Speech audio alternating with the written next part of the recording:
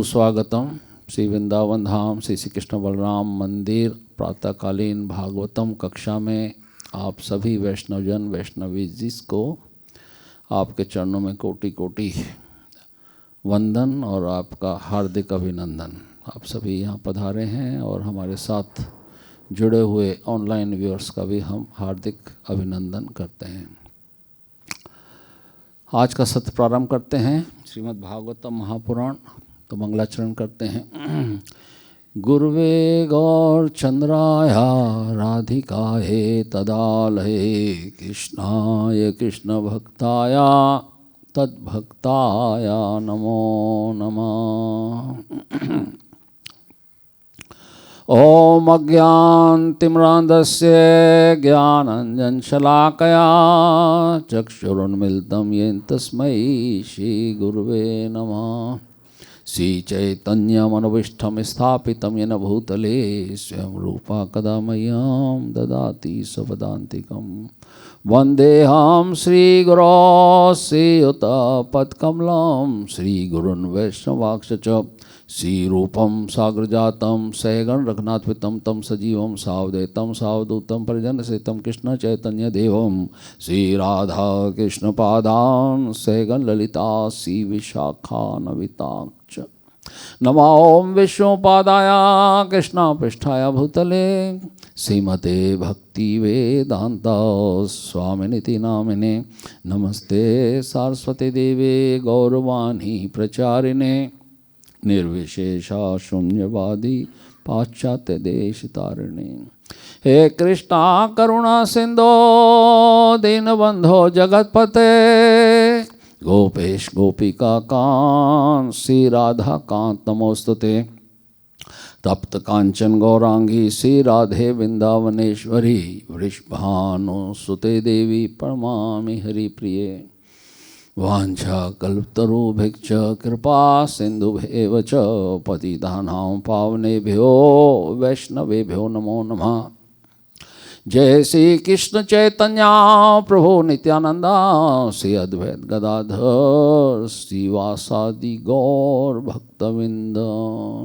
हरे कृष्ण कृष्ण कृष्ण हरे हरे हरे राम राम राम हरे हरे।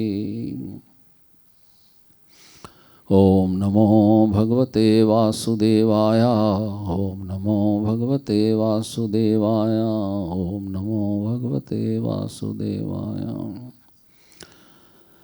नारायणं नमस्कृत्य नरं चैव नरोत्तमं देवीं सरस्वतीं व्यासां ततो जयमुदीरयेत्। नष्टप्रायेषु भद्रेषु नित्यं भागवत सेवया भगवती उत्तम श्लोके भक्तिर्भवति नैष्ठिकी। कृष्णाय वासुदेवाय देवकी नंदनाय च नंदगोपकुमाराय गोविंदाय नमो नमः। मूकं करोति वाचालं पंगुं लंघयति गिरिं यत्कृपा तदहं वन्दे परमानन्दमाधवं श्रीगुरुदीनतारं श्रीचैतन्येश्वरम्।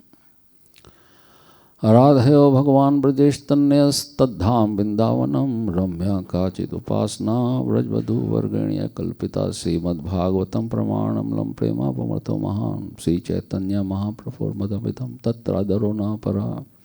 हरे कृष्णा कृष्णा कृष्णा हरे हरे हरे राम राम राम हरे हरे। तो श्रीमद् भागवतम दशम स्कंद भाग 1 अध्याय 4 और आज का श्लोक संख्या जो हम पाठ करने जा रहे हैं 10 से लेके 13 तक। और अध्याय का शीर्षक है राजा कंस के अत्याचार। राजा कंस के अत्याचार।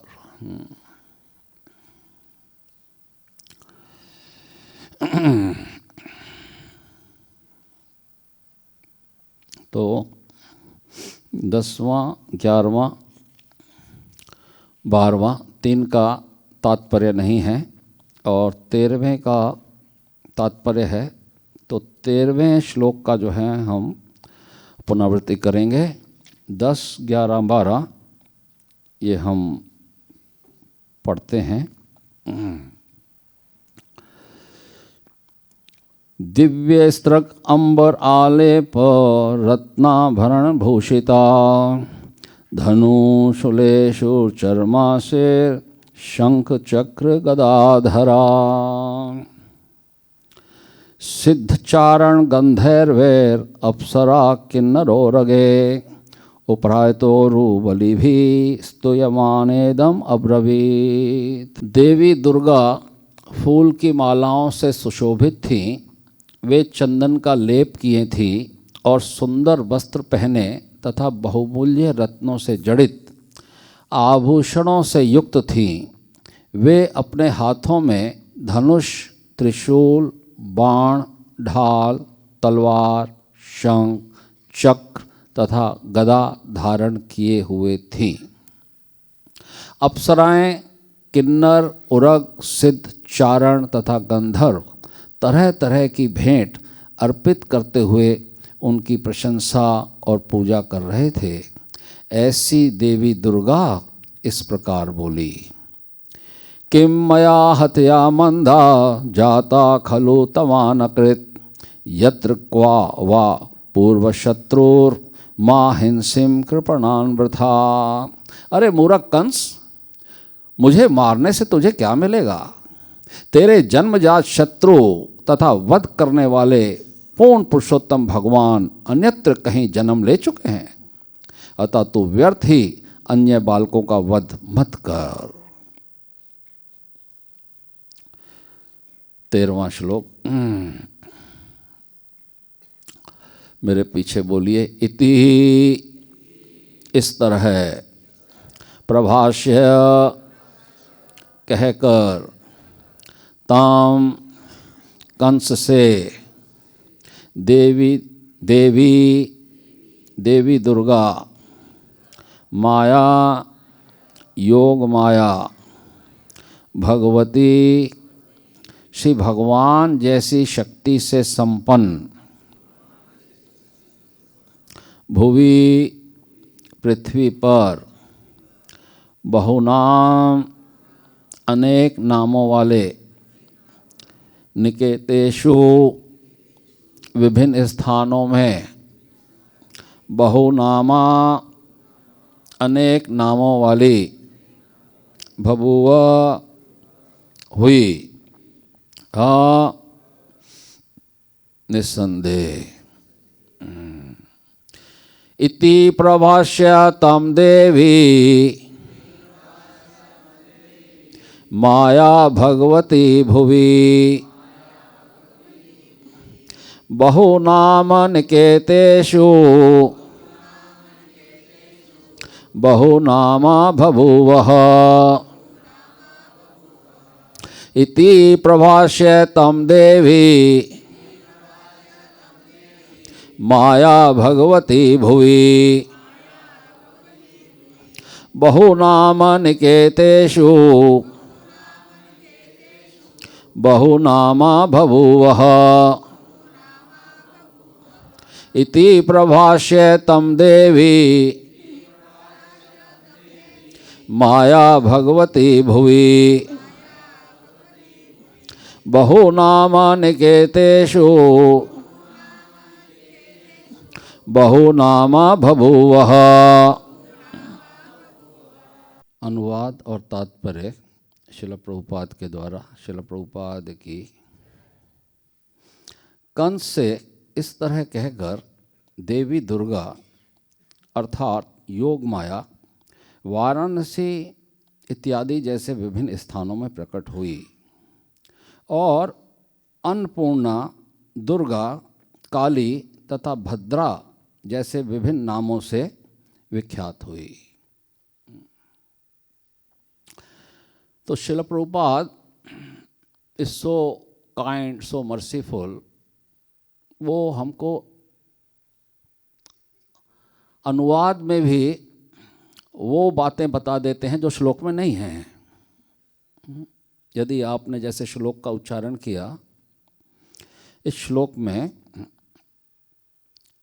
इति प्रभाष्य तम देवी, इस तरह कहकर कंस से देवी दुर्गा ने माया भगवती भुवि, तो जो माया है और जो योग माया है, श्री भगवान जैसी, भगवती मतलब श्री भगवान जैसी शक्ति से संपन्न भुवि पृथ्वी पर बहुनाम निकेतेषु, बहुनाम से बहुत विभिन्न स्थानों में, बहुनामा अनेक नामों वाली हुई निस्संदेह। तो श्लोक में कहीं नहीं आया कि जो नाम बताए गए हैं वाराणसी इत्यादि में विभिन्न स्थानों में अन्नपूर्णा, दुर्गा, काली, भद्रा जैसे विभिन्न नामों से विख्यात हुई।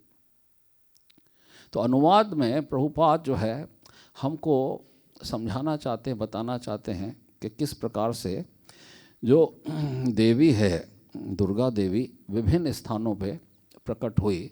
और ये बात समझने के लिए हम दूसरे अध्याय के 11वें और 12वें श्लोक को देखेंगे, जहाँ भगवान योग माया को बुला करके उनको जो है आशीर्वाद दे रहे हैं। दूसरा अध्याय उसको समझेंगे तब हमको बात समझ में आएगी कि प्रभुपाद ने यहाँ पर इन सब नामों का उल्लेख कैसे किया है।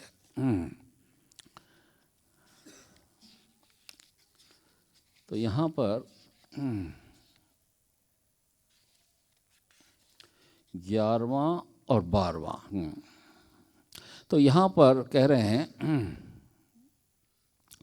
नाम ध्येयानि कुर्वन्ति स्थानानि च नरा भुवि दुर्गेति भद्रकालीति विजया वैष्णवीति च कुमुदा चंडिका कृष्णा माधवी कन्यकेति च माया नारायणी ईशानी शारदेति अंबिकेति च। श्री भगवान ने, भगवान श्री कृष्ण ने माया देवी को यह कहकर आशीर्वाद दिया कि लोग तुम्हें पृथ्वी पर विभिन्न स्थानों में विभिन्न नामों से पुकारेंगे। आप जानते हैं कि भगवान ने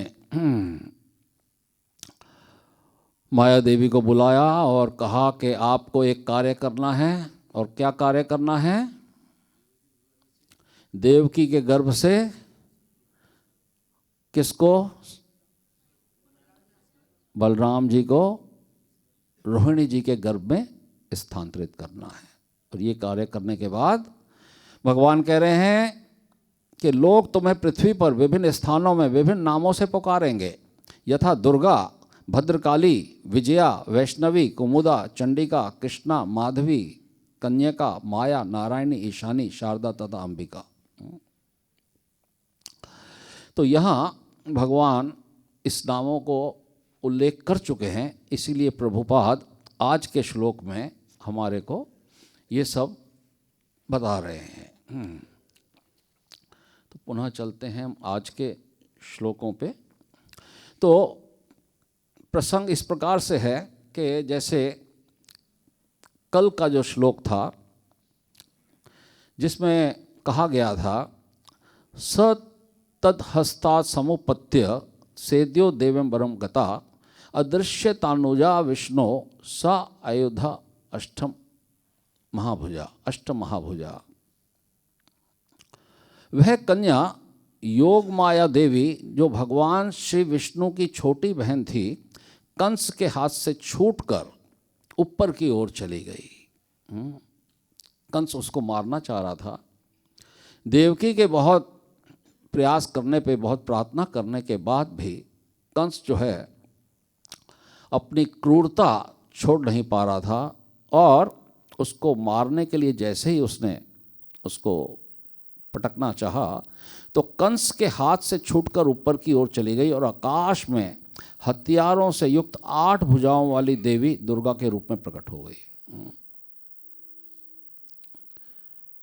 जब वो कन्या कंस के हाथ से छूटी तो अपना पांव जो है कंस के सर पर रख करके ऊपर चली गई और अष्टभुजा रूप धारण किया।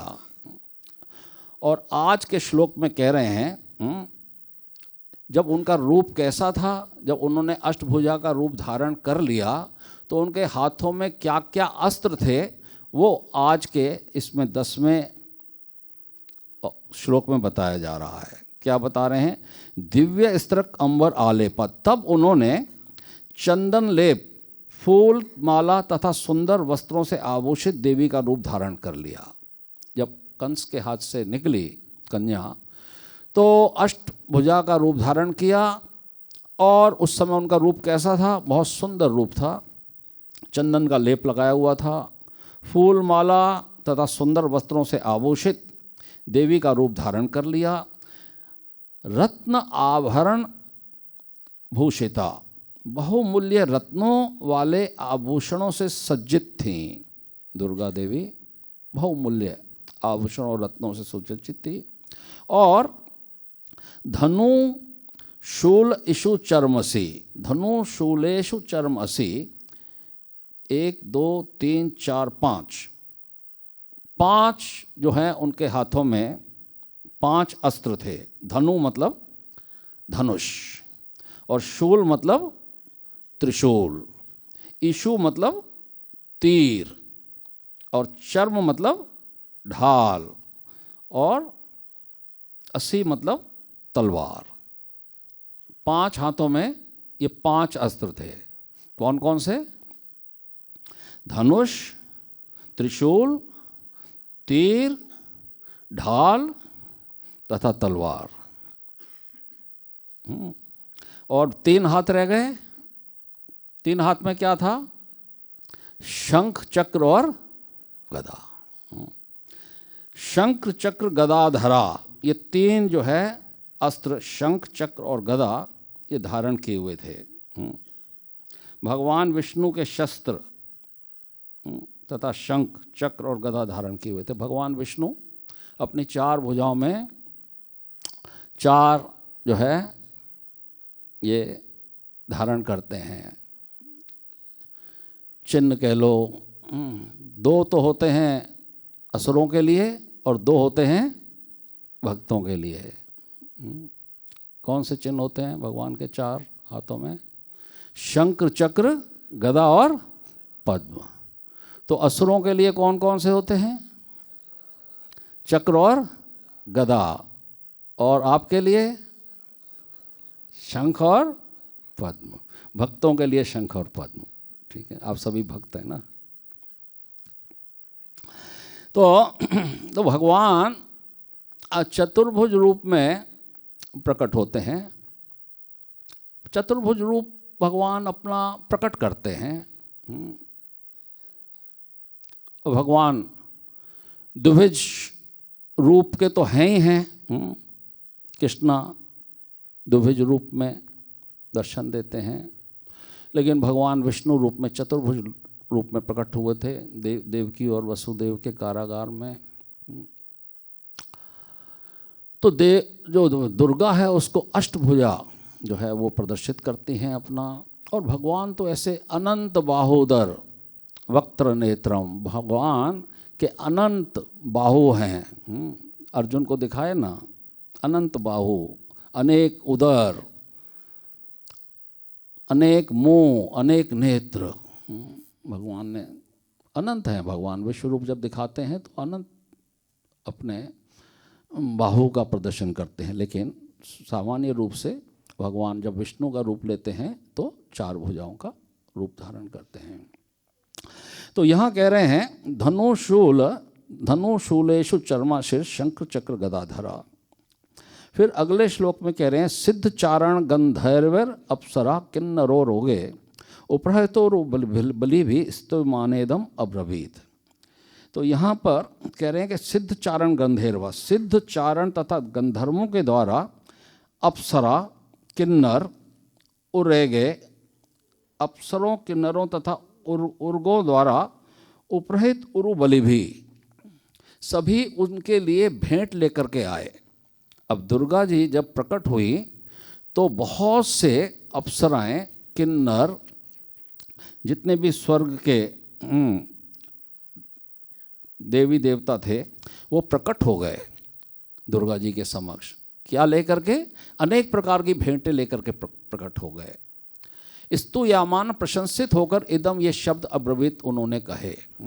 तो इस प्रकार से देवी दुर्गा फूल की मालाओं से सुशोभित थी। वे चंदन का लेप किए थी और सुंदर वस्त्र पहने तथा बहुमूल्य रत्नों से जड़ित आभूषणों से युक्त थी। वे अपने हाथों में धनुष, त्रिशूल, बाण, ढाल, तलवार, शंख, चक्र तथा गदा धारण किए हुए थी। अप्सराएं, किन्नर, उरग, सिद्ध, चारण तथा गंधर्व तरह तरह की भेंट अर्पित करते हुए उनकी प्रशंसा और पूजा कर रहे थे। ऐसी देवी, कैसी देवी?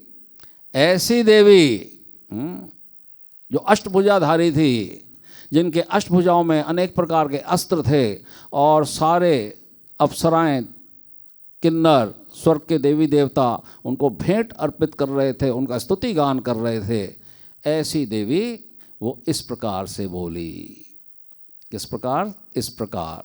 तो फिर यहाँ कह रहे हैं, अरे मूर्ख कंस, मुझे मारने से तुझे क्या मिलेगा?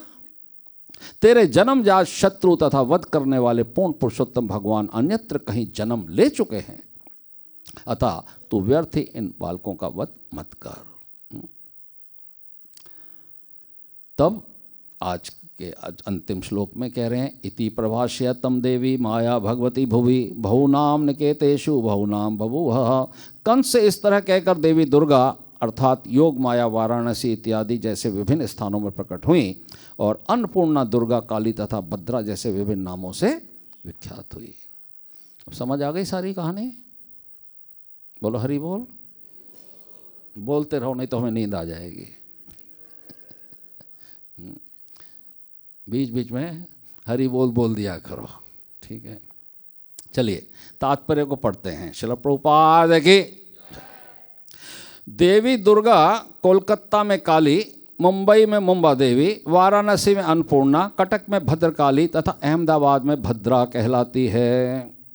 इस तरह अलग अलग जगहों में वे अलग अलग नामों से जानी जाती हैं। अनेक भक्त शाक्त अर्थात पूर्ण पुरुषोत्तम भगवान की शक्ति के उपासक कहलाते हैं।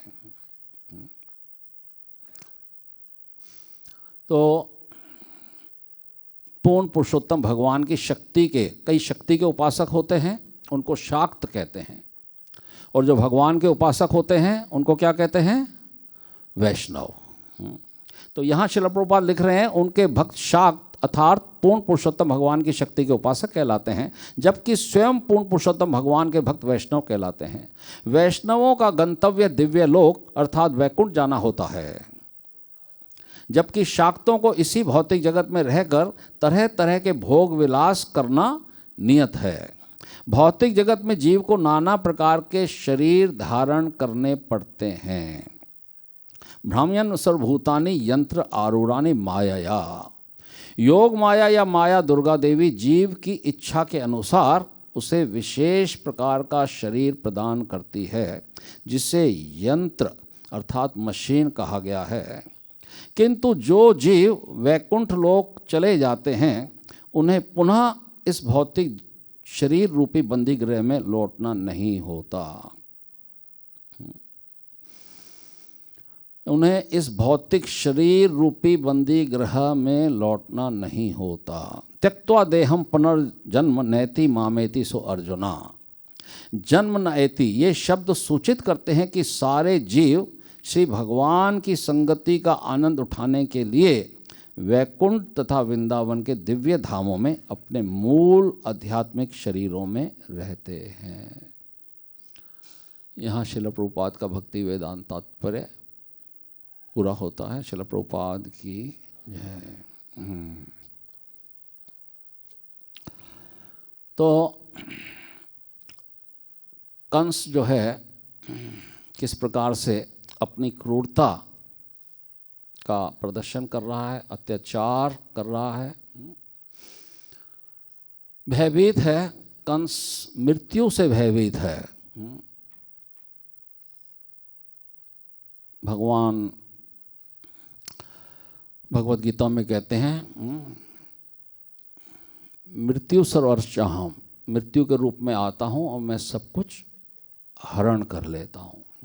जो कुछ हमारे पास है भगवान काल के रूप में आते हैं, मृत्यु के रूप में आते हैं और सब कुछ हरण कर लेते हैं। जो कुछ हमारे पास है वो तो हरण हो ही जाता है, हमारे शरीर को भी भगवान हरण कर लेते हैं, हमारी स्मृति का भी भगवान हरण कर लेते हैं। हम भूल जाते हैं, अपने आप को ही हम भूल जाते हैं, हमारी स्मृति भी भगवान हरण कर लेते हैं। तो ये जगत जो है इसको मर्त्य लोक कहते हैं। यहाँ मृत्यु से हर व्यक्ति भयभीत है, मृत्यु से भयभीत है। तो भगवान भगवद गीता में कहते हैं कि 2 प्रकार के लोग होते हैं, 2 प्रकार के प्राणी होते हैं। द्वैमो पुरुषो लोके शरश्च अक्षरा एवच शरा सर्वाणि भूतानि कूटस्थ अक्षर उच्यते। तो जो मर्त्य जगत है इसमें सारे जीव जो है वो शर होते हैं। शर का मतलब नाशवान, उनकी मृत्यु निश्चित है। तो भौतिक जगत में सारे जीव कैसे हैं? वो शर हैं, उनकी मृत्यु होनी ही निश्चित है। लेकिन जो आध्यात्मिक जगत है वहाँ पर जो आत्मा रहते हैं वो सारे कैसे हैं? अक्षरा, अक्षरा। तो 2 प्रकार के जीव हैं, भौतिक जगत में शर और आध्यात्मिक जगत में अक्षर, जिनका मृत्यु नहीं होता। 3/4 आत्मा जो है आध्यात्मिक जगत में रहती हैं, जिनकी मृत्यु नहीं होती।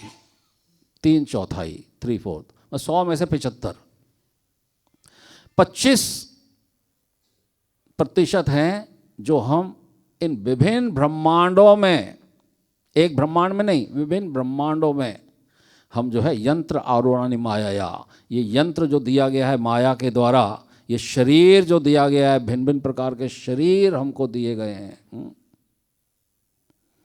84 लाख प्रकार की योनियों में वो जीवात्मा सब शर हैं।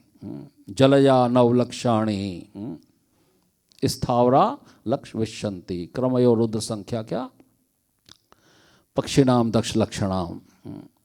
30 प्रकार के फिर पशु तृष्ण लक्षाणी चतुर्लक्षाणी मानुषा। तो 84 लाख प्रकार की जो योनियां हैं ये शर कहलाती हैं, ये मृत्यु को प्राप्त करती हैं। और भौतिक जगत में ये कुल भगवान के जितने भी आत्मा हैं, उनके अंश हैं, उनका 1/4 इस भौतिक जगत में है। तो 2 प्रकार के जीव हैं, शर और अक्षर। और जो शर हैं, जिनकी मृत्यु निश्चित है, वो भी फिर 2 प्रकार के हैं। 2 भूसर्गो लोके स्मिन् देव असुर एवच देव विस्तार प्रोक्ता असुरम पार्थ में विष्णु। भगवान कहते हैं, हे प्रथापुत्र, इस संसार में, इस मर्त्य लोक में फिर 2 प्रकार के प्राणी हैं, एक देवी गुण वाले और एक आसुरी गुण वाले। 2 प्राणी हैं, एक शर और अक्षर। तो जो शर है, जो इस भौतिक जगत में है, इसमें भी फिर 2 प्रकार के प्राणी हैं। कौन कौन से? एक देवी गुणों वाले और एक आसुरी गुणों वाले। ये भी बात हो गई, 2 हो गए। अब जो आसुरी गुण वाले हैं वो भी 2 प्रकार के हैं।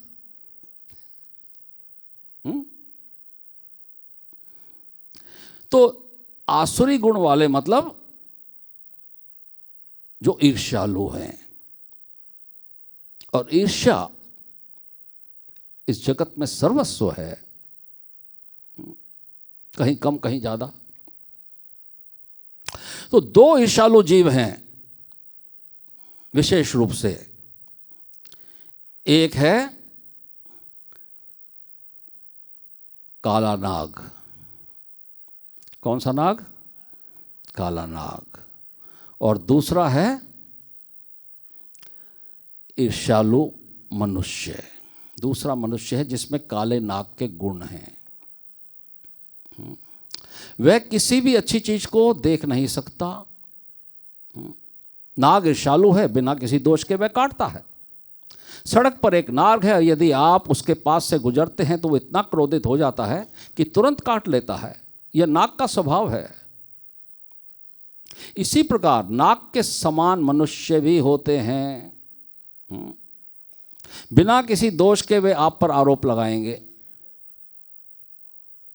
वे भी नाग के समान हैं, लेकिन चाणक्य पंडित कहते हैं कि यह काला नाग मनुष्य नाग से कम हानिकारक है। जो काला नाग है वो मनुष्य नाग से कम हानिकारक है। क्यों?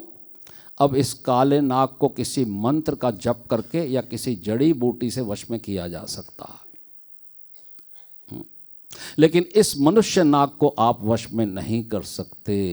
यह संभव नहीं है। चाणक्य पंडित कहते हैं सर्पा क्रूरा खला क्रूरा सर्पत क्रूरतार खला मंत्र आशुदी वशा सर्पा खला के ना निवर्यते। ये जो काला नाग है मनुष्य के रूप में, इसको हम नियंत्रण में नहीं ला सकते। तो कंस जो है वो काले नाग के समान है, मनुष्य के रूप में, असुर के रूप में। तो देवी जो है दुर्गा देवी अब प्रकट हो गई हैं और उसको कह रही हैं कि तुम्हारा काल कहीं जो है सर्वत्र प्रकट हो चुका है। तो जो भौतिक जगत है इसको देवी धाम भी कहते हैं। इसका एक नाम क्या है? देवी धाम। तो मुख्य रूप से जो देवी देवता हैं उसमें ब्रह्मा, विष्णु, महेश और देवी ये प्रमुख हैं, और सारे देवी देवता इनकी पूजा आराधना करते हैं। ब्रह्म संहिता में कहते हैं सृष्टि स्थिति प्रलय साधन शक्ति रेखा छाए व यस्य भुवनानि विभर्ति दुर्गा इच्छानुरूपम अपि यस्य च चेष्टते सा गोविंदमादि पुरुषम तमहम भजामि। ब्रह्मा जी स्तुति करते हैं ये जो शक्ति है दुर्गा माया, जो चित शक्ति की छाया के स्वरूप वाली है, सभी लोग दुर्गा के रूप में उनकी पूजा करते हैं। इस संसार की सृजन, पालन और संहार करने वाली है। तो भगवान की इच्छा से वो ये सारे कार्य करती है, भगवान के आदेशों का पालन करती है ये दुर्गा। तो जो दुर्गा के उपासक होते हैं उसको शाक्त कहते हैं, और जो भगवान के उपासक होते हैं उसको वैष्णव कहते हैं। और दुर्गा जो है भगवान की छोटी बहन है। तो भाई और बहन में एक समझौता हुआ है, भैया जो मेरी पूजा करेंगे वो आपके पास नहीं आएंगे। भगवान कहते हैं ठीक है बहना, लेकिन जो मेरी पूजा करेंगे वो फिर तुम्हारे पास नहीं आएंगे। ये आपस में भाई और बहन का आपस में एक एग्रीमेंट है, और ये अभी से नहीं है। जब से देवासुर संग्राम प्रारंभ हुआ तभी से ये शाक्त और वैष्णव और ज़्यादातर जितने भी असुर हैं वो भगवान की शरण नहीं लेते, वो शक्ति के उपासक होते हैं, वो शक्ति की उपासना करते हैं। चाहे वो ब्रह्मा जी की उपासना करते हैं या फिर वो शिव जी की उपासना करते हैं या दुर्गा की उपासना करते हैं। तो कंस जो है दुर्गा का उपासक था। जब उसने देखा अरे ये कन्या ये साक्षात दुर्गा है और इसने देवकी के गर्भ से जन्म लिया है, तो एकदम से वो फिर भयभीत हो जाएगा। अब अपना पूर्ण रूप से, अब आगे वाले श्लोकों में आप देखेंगे, वो समर्पण कर देगा देवकी के आगे, बहुत क्षमा याचना करेगा। ये असुरों का एक स्वभाव होता है, वो तुरंत अपना रूप बदलते हैं, तुरंत अभी वो अपना रूप बदलेगा देख करके कि ये देवकी के गर्भ से कैसे ये दुर्गा प्रकट हो गई, तो तुरंत अभी अपना वो रूप बदलने वाला है। तो जो ईश्वर के निकट नहीं जाता, केवल उनकी शक्ति के प्रदर्शन से मोहित हो जाता है, उसे शाक्त कहा जाता है। और शाक्त का अर्थ है ईश्वर की शक्ति की केवल पूजा करना। शक्तिमान से उनका कोई लेना देना नहीं होता। यहाँ श्रील प्रभुपाद बता रहे हैं एक प्रवचन में सैन फ्रांसिस्को में 21 जनवरी सन 1967। तो ईश्वर का अर्थ है सबसे महान। चैतन्य महाप्रभु इस बात को समझाते हैं, भगवान का अर्थ है सबसे महान। और हम किसी की महानता का आकलन कैसे कर सकते हैं? महानता का आकलन कैसे होता है? भगवान के गुण, भगवान के कौन से गुण हैं? ऐश्वर्य से, समग्र से, वीर्य से, यशस्रिया, ज्ञान वैराग्य से, षण्णाम भंग इत्यंगना। भगवान सबसे अधिक धनवान। तो भगवान का रूप है, इसीलिए भगवान को धनवान हम देख सकते हैं। भगवान सबसे अधिक धनवान है, भगवान सबसे अधिक बलवान हैं, वीर हैं, भगवान यशस्वी हैं, भगवान सुंदर हैं, भगवान ज्ञानी हैं, भगवान वैरागी हैं। तो यहाँ श्रील प्रभुपाद समझा रहे हैं कि जो जीव मोहित हो जाता है ना, वो भगवान के ऐश्वर्यों को वो स्वीकार करता है। ये सब ऐश्वर्य हैं भगवान के, उनको स्वीकार कर लेता है, लेकिन भगवान को स्वीकार नहीं करता है ना। ब्रह्मा जी ने भगवान जब ग्वाल बाल की लीला कर रहे थे और गैयों को चरा लिया, गैयों को चरा रहे थे, तो ब्रह्मा जी ने गैयों को चुरा लिया, ग्वाल बालों को भी चुरा लिया। तो भगवान किस तरह से अपने उतने ही रूपों में प्रकट हो जाते हैं, भगवान कितने उतने ही गैयों को प्रकट कर देते हैं। तो ये भगवान के सब ऐश्वर्य हैं, और भगवान के ऐश्वर्यों को हम नहीं जान सकते या उसकी काउंटिंग नहीं हो सकती है। तो श्रील प्रभुपाद कहते हैं कि जैसे एक कस्टम डिपार्टमेंट होता है, सुरक्षा विभाग होता है, तो इस सर्वोच्च सरकार के मूल कार्य का प्रतिबिंब है, एक कारागार की तरह है। आप इस जगत से भाग नहीं सकते। दुर्ग, इस दुर्ग की रखवाली करने वाली, इसका पालन पोषण करने वाली, उसको दुर्गा कहते हैं। दुर्गा, उसको पार नहीं पाया जा सकता भगवान की कृपा के बिना। दैवी ही ऐशा गुणमयी मम माया दुरत्या। तो बहुत इस दुर्गा की रक्षक, ये दुर्गा जो है इस दुर्ग की रक्षक है, और यह कृष्ण की सेविका भी है।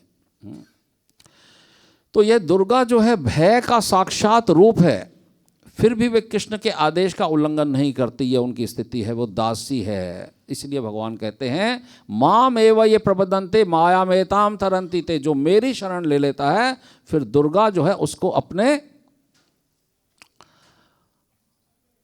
क्लचेस से, अपने चुंगल से उसको मुक्त कर देती है।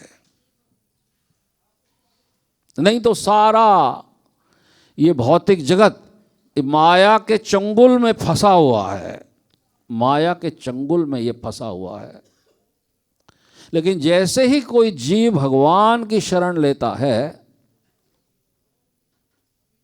भगवान अपनी दासी को बुलाकर कहते हैं कि अब डोंट टच दिस पर्सन, इसको आप छू नहीं सकते।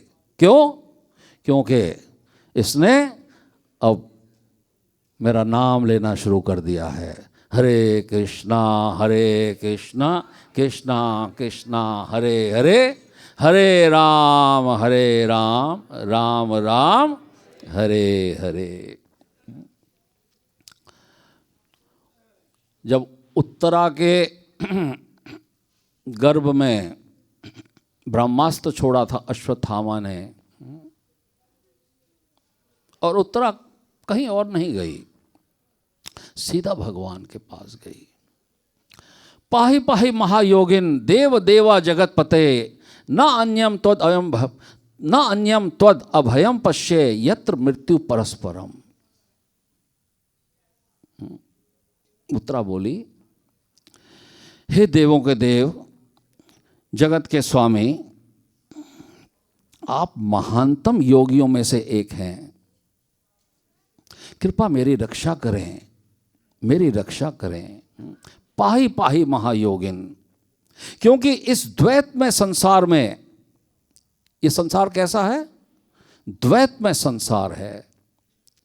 द वर्ल्ड ऑफ ड्यूलिटी इसको कहते हैं, द्वैत में संसार है। इस द्वैत में संसार में मृत्यु के चंगल से मुझे बचाने वाला और कोई नहीं है।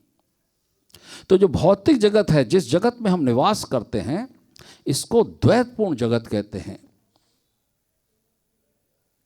ये द्वैतपूर्ण जगत में हर व्यक्ति भयभीत है। यहां जन्म के साथ मृत्यु है,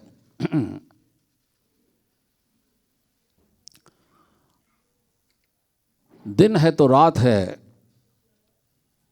लाभ है तो हानि है, परस्पर विरोधी तत्व यहां विद्यमान है। ये भौतिक जगत है।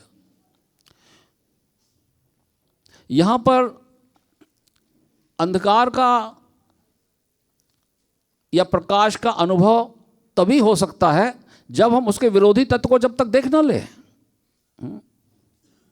प्रकाश का अनुभव हम तभी कर सकते हैं जब आपने अंधकार का अनुभव किया हुआ है, या अंधकार का अनुभव आप तभी कर सकते हैं जब आपने प्रकाश का अनुभव किया हुआ है।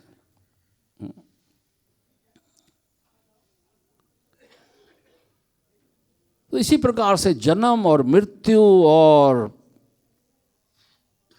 यश अपयश, हानि लाभ, ये सब विधि के हाथ में, भगवान के हाथ में है।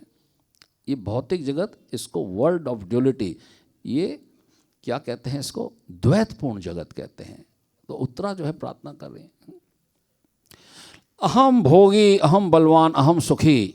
ये असुरों की प्रवृत्ति होती है कि मैं भगवान को नहीं मानता, मैं भगवान का वध कर दूंगा। ये प्रवृत्ति, ये आसुरिक प्रवृत्ति है। इस आसुरिक प्रवृत्ति कहीं ना कहीं हम सबके अंदर रहती है। मात्रा का, अनुपात का अंतर रहता है। अगर आसुरी प्रवृत्ति नहीं होती तो हम इस भौतिक जगत में नहीं आते। जो भोग भोगने की वासना है, भोग भोगने की इच्छा है, हमको इस भौतिक जगत में लेके आती है। ये कारागार के समान है जहां हमको सुधरने का अवसर दिया जाता है कि ये भोग भोगने की इच्छा छोड़ दो। भोक्ता एक परम भोक्ता है, भोक्ता राम यक तपसाम सर्वलोकम महेश्वरम। वही सब ईश्वर परमेश्वर, सारे लोकों का वही महेश्वर है। तुमको भोक्ता बनने की आवश्यकता नहीं है, तुमको उस भोक्ता की शरण लेने की आवश्यकता है। जैसे ही हम उस भोक्ता की शरण लेते हैं तो हमारे जीवन में किसी प्रकार का अभाव नहीं रहता और हम वास्तविक रूप से हम सुखी हो जाते हैं। वास्तविक रूप से हम आनंद में, हम सच्चिदानंद हैं, हम सच्चिदानंद हैं, हम भगवान के अंश हैं। लेकिन इस जगत में जब जीव आता है तो अपनी वास्तविक चेतना को भूल जाता है। सब आत्मा भगवान के शुद्ध भक्त हैं, सब आत्मा, चाहे वो कंस के अंदर विद्यमान है, चाहे वो काले नाग के अंदर विद्यमान है। आत्मा तो भगवान का अंश है। लेकिन जब इस भौतिक जगत में आते हैं तो हमारी वास्तविक चेतना, जो हम भगवान के शुद्ध सच्चिदानंद हम अंश हैं, वो चेतना ढक जाती है। भौतिक जगत के इन तीन गुणों का स्पर्श करते ही हमारी चेतना जो है वो मलिन हो जाती है। जिस प्रकार से जब आकाश से जब वर्षा का पानी गिरता है तो वो एकदम शुद्ध और स्वच्छ रहता है जब तक उसने धरती पर स्पर्श नहीं किया। धरती पर स्पर्श करते ही पानी जो है वो मलिन हो जाता है, मैला हो जाता है।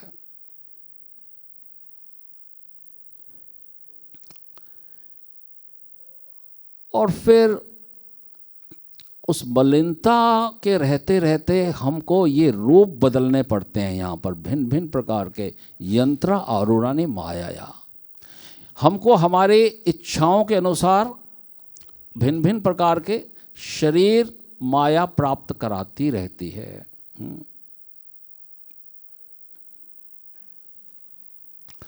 तो इस प्रकार से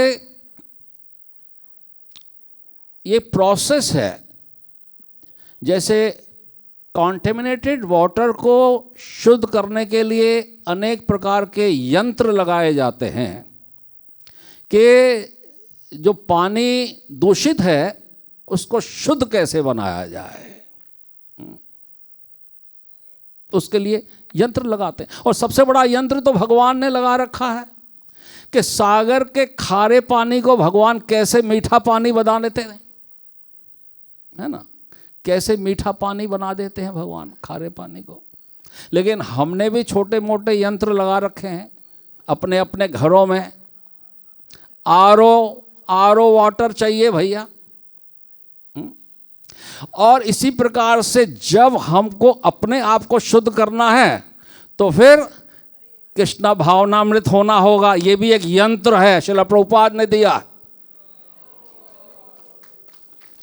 कि ये यंत्र के साथ जुड़ जाओ, ये आपकी सारी मलिनता को समाप्त कर देगा।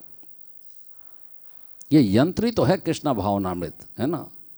कि एक मलिन से मलिन व्यक्ति, एक नीच व्यक्ति भी इसके संपर्क में आता है इस यंत्र के, तो शुद्ध ब्राह्मण वैष्णव बन के बाहर निकलता है। ये कितना बड़ा यंत्र है। ऐसे ही एक श्रील प्रभुपाद के जो बाहर के विदेशी भक्त थे, तो उन्होंने एक प्रीचिंग करने के लिए एक बस बनाई थी, विदेशी बस थी। और विदेशी बस में वो प्रचार करने के लिए निकलती थी। तो उसके दो दरवाजे थे बस के, एक एंट्री का गेट था और एक एग्जिट का गेट था। तो एंट्री के गेट से जो भी लोग उसमें जाते थे उत्सुकतावश, चाहे वो किसी भी स्थिति का हो, चाहे वो कटी पटी जीन्स पहना हुआ हो, टी शर्ट पहना हुआ हो, शॉर्ट्स पहना हुआ हो, सिगरेट पीता हुआ हो, उस बस में घुसते थे। और जब बस में घुसते थे और थोड़ी देर के बाद जब बाहर निकलते थे तो उनकी वेशभूषा बदली हुई होती थी। धोती, कुर्ता, तिलक, कंठी माला, बस के अंदर ही सारा काम हो जाता था। पीछे के दरवाजे से घुसना और आगे के दरवाजे से बाहर निकलने तक उसकी मनोवृत्ति भी बदल जाती थी, है ना। ये दिया है प्रभुपाद ने हमको। इसी प्रकार से जब हम संस्था के साथ जुड़ते हैं, प्रभुपाद के साथ जुड़ते हैं, तो हमारे अंदर कितने भी ईर्ष्या के दोष होते हैं, कितने भी हमारे अंदर अवगुण हैं, हमने अपने अपने जीवन में इस बात को अनुभव किया होगा। ये कोई कहने या समझाने की बात नहीं है। जिसने भी हरे कृष्ण महामंत्र का जप शुरू किया है, उसके जीवन से जो काम, क्रोध, लोभ, मोह, मद, मत्सर, उसकी मात्रा कम हुई कि नहीं हुई, आप बताइए।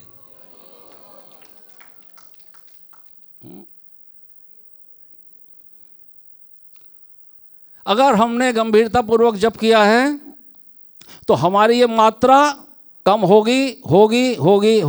ये जो 6 दोष हैं हमारे, ये अंततः समाप्त होने वाले हैं। फिर जो हमारा वास्तविक स्वरूप है, जो सच्चिदानंद हमारा स्वरूप है, जिसमें भगवान के जो 6 गुण हैं, ऐश्वर्य से, समग्र से, वीर्य से, यश से, ज्ञान वैराग्य से, क्षण नाम भंग इत्यंगना, तो ये गुण फिर प्रवेश भी करते हैं। पहले दोष बाहर निकलते हैं, जब दोष बाहर निकलते हैं और फिर भगवान के ये गुण हमारे अंदर प्रवेश करते हैं। कैसे? श्रील प्रभुपाद उसका बहुत सुंदर उदाहरण देते हैं। जैसे ही हम कृष्ण के संपर्क में आए तो ये सारा कार्य अपने आप होता है ऑटोमेटिकली। जैसे एक लोहे की छड़ी को बहुत देर तक आग में तपने दीजिए और तपने दीजिए, गर्म होगी और फिर वो लाल हो जाएगी। इस प्रकार से आग के सारे गुण उस लोहे की छड़ी में प्रवेश कर जाते हैं। इसी प्रकार से जब हम कृष्णा कॉन्शियसनेस में आते हैं तो हमारे अंदर भगवान के सारे गुण वापस प्रवेश कर जाते हैं। तो ये बहुत बड़ा आरओ सिस्टम है जो प्रभुपाद ने हमको दिया है। दूषित से दूषित पानी इसके अंदर डालिए, जो जीवात्मा दूषित से दूषित है इस संस्था में डालिए, और बहुत ही निर्मल जल लीजिए और बहुत ही शुद्ध भक्त लीजिए। कंस भी कृष्णा कॉन्शियसनेस था, लेकिन वो विपरीत भाव से, अनुकूल नहीं, अनुकूल से नहीं, प्रतिकूल। तो हमें प्रतिकूल भाव से जो है भगवान की शरण नहीं लेनी, अनुकूल भाव से भगवान की प्रसन्नता के लिए, है ना। तो कंस जैसे व्यक्ति को भी जो है मुक्ति प्राप्त हो गई, शिशुपाल को भी मुक्ति प्राप्त हो गई, रावण को भी मुक्ति प्राप्त हुई, कुंभकर्ण को भी मुक्ति प्राप्त हुई, हिरण्याकश्यप को, ये सब बड़े असुर थे। अब भगवान के संपर्क में आए लेकिन प्रतिकूल भाव से आए। अन्य अभिलाषिता शून्यम ज्ञान कर्म आदि अनावृतम अनुकूले न कृष्णानुशीलनम भक्तिर उत्तमा। तो हमें भक्ति, उत्तम भक्ति का हमें जो है उसको प्राप्त करना है, और उत्तम भक्तों का संग करके ही हम उत्तम भक्ति को प्राप्त कर सकते हैं। हरे कृष्णा कृष्णा हरे हरे, हरे राम राम राम हरे हरे। निताई गौर सीतानाथ प्रेमानंदे हरि हरि बोल। चलो प्रभुपाद की। हरे कृष्णा कृष्ण कृष्ण हरे हरे, हरे राम राम राम हरे हरे। हरे कृष्णा